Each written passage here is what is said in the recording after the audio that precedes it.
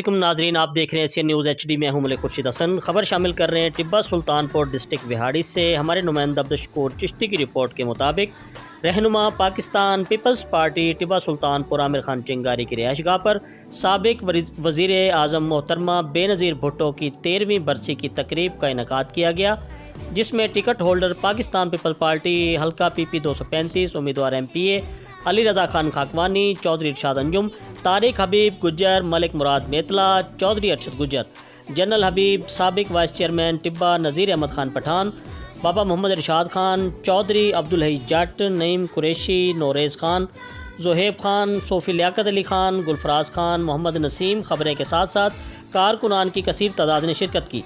इस मौका पर चौधरी ज़ुबैर कमो एडवोकेट ने पाकिस्तान पीपल्स पार्टी में शमूलियत का ऐलान किया। आमिर खान चिंगारी ने पार्टी में वेलकम किया।